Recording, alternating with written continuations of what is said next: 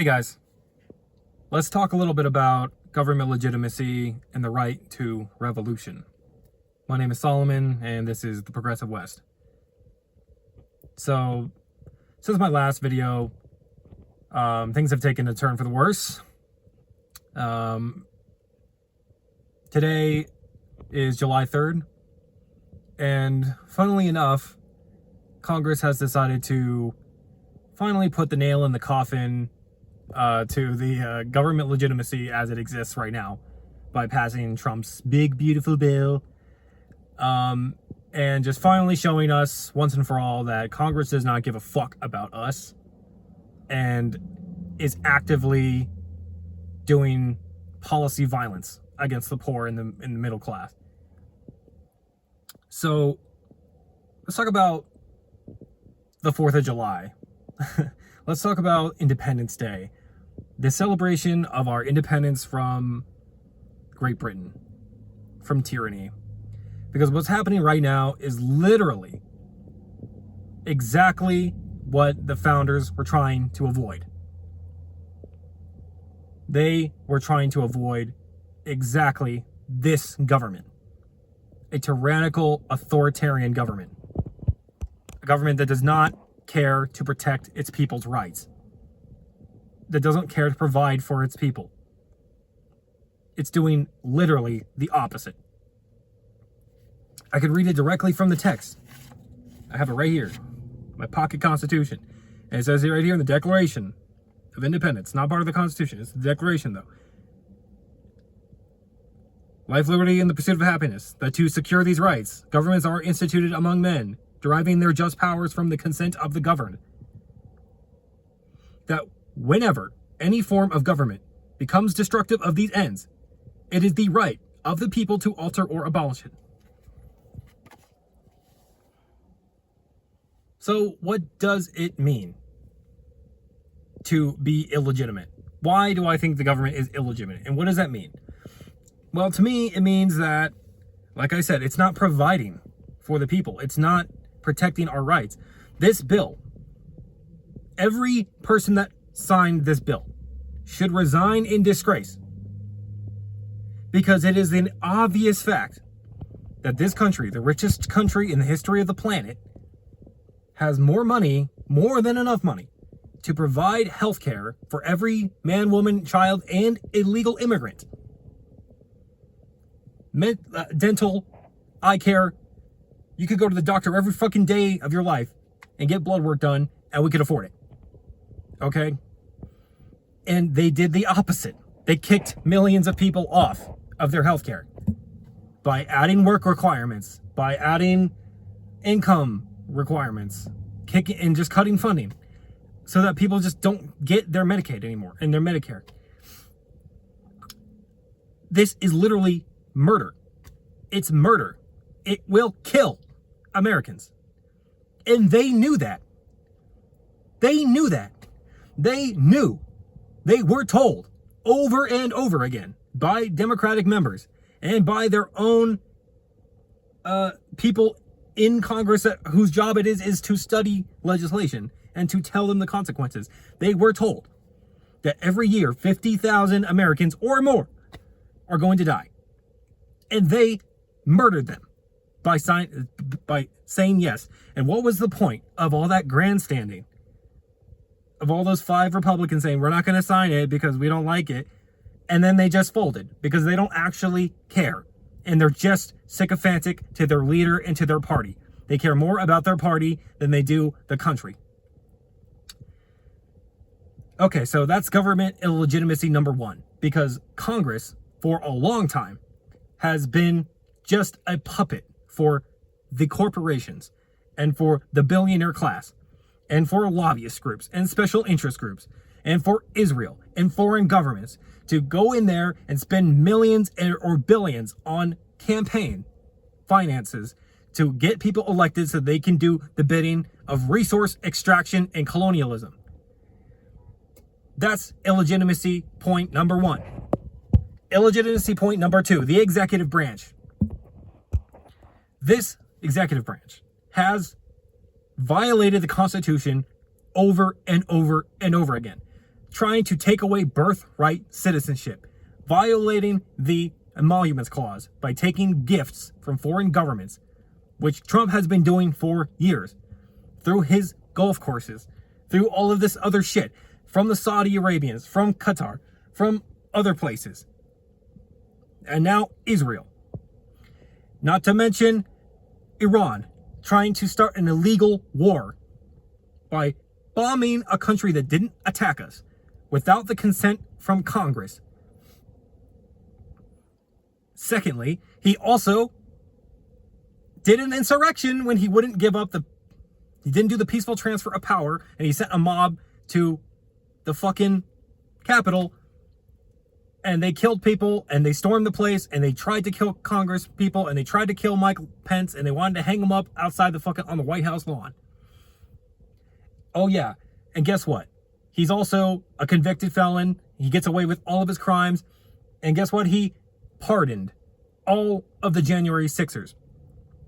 So that's illegitimate part 2, because he's not supposed to be in office because he's an insurrectionist.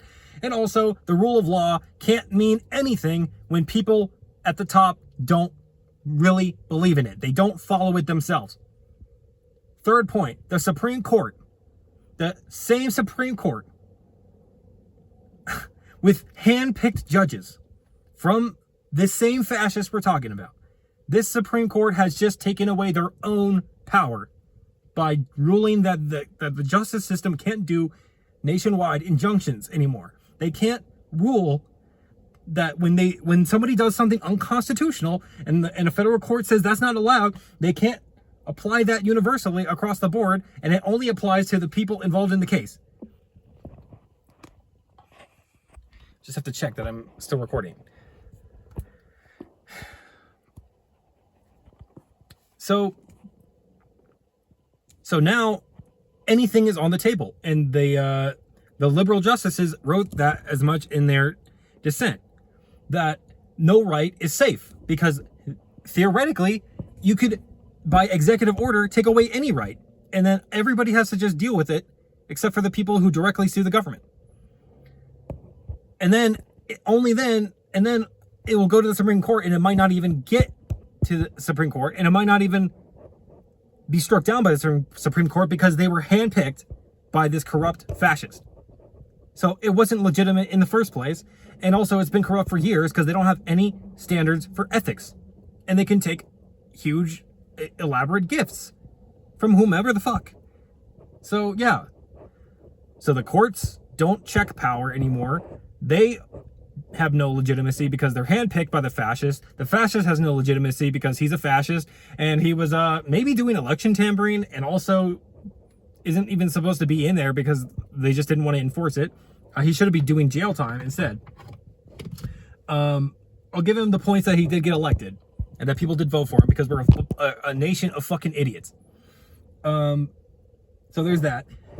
And Congress doesn't have legitimacy because they are a bunch of corrupt fucking assholes, and guess what? They don't care about you. They don't care about your rights, and they do exactly the opposite of what government is supposed to do.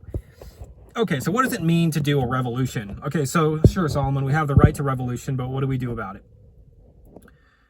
Well, I don't know. This is what I was talking about in my last video. The people with all the guns and all the money and all the power, they're going to run shit unless we do something. And this bill, the big beautiful bill, also just passed billions and billions of dollars for ICE, the Nazis, the Gestapo, the brown shirts, the people that are rounding people up and throwing them in concentration camps in Auschwitz with alligators. They are fucking destroying people's families and putting them in concentration camps. And yeah, they're going to be the biggest police force in the country now. So yeah, there's your guns and here's your power. Like fuck me. Like, I don't know. I guess get some guns, get some money, and get some power. That's what I would say. And physically resist with your body and with in the real world. Do something where you can. If you can and where you can. I have none of those things. What else does it mean? What does a peaceful revolution look like? Well, Bernie Sanders tried that. It means if that failed, what it means is that people have to wake up, they have to protest, they have to get on the streets, they have to occupy places, they have to occupy government buildings. They have to, do a general strike. That would be a peaceful way. General strike, just stop economic activity until the fascism stops. I don't know if people will do that. What else could we do? In my opinion, I think we need to rewrite the Constitution from scratch. We need to start the fuck over. There's some good stuff in there, but clearly not enough protections from tyranny. This is literally what they were trying to avoid. So if I had my way, I would enshrine the rights of animals into the Constitution so that they could be protected. But not only that, I would give land back to some natives, to native tribes, and I would also get rid of the Senate altogether because states' rights is stupid as fuck. And I would create a autocracy. I would create a House of the People where it's chosen by lottery, and there's some stipulations like age, and you basically, if you're able-minded and are able to, talk and think, and you're of age, then you should be able to be chosen by lottery to have a seat in the House of the People for like a term of 2 years or so. And then that body has just as much power, if not more power, than the House of Representatives. And I would also enshrine maybe an amendment to get rid of all money in politics, or have public funding of elections. And also I would redistribute all the wealth from the fucking rich, and I would give it to the poor, and I would nationalize certain industries like energy, and I would make sure that we put in some clauses for the fucking environment. And anything short of doing all of that, then we're just fucking around, and we're just not being serious, and we're not really getting organized, and we're just going to become just like the citizens of Russia or some other authoritarian place on planet Earth, where we're just fucking being subjugated and oppressed, and we just have to fucking deal with it. So my plan is to just survive. My plan is to survive and try to get better, try to be a better person, because one of the reasons I'm making this video and why I'm just ranting at you is because I feel guilty. And I think like a lot of us, we're overwhelmed, and we don't know what to do, and we don't feel like we can do enough, and that we don't feel like we're doing anything, and that we can't do anything to fucking fix this shit. It's just feeling totally inadequate and totally like gobsmacked and unprepared, and it's just a shock to see how quickly that this country has become something that's completely unrecognizable from what it used to be a few years ago or a year ago. Yeah, I mean, it's no longer has the facade of being a republic or being a democracy. It is an authoritarian country. We live under a dictator, basically. As of this last court hearing, the court ruling I just talked about, and after today, yeah, I don't know that there's any hope for us, because I don't believe for a second that we're going to have fair elections.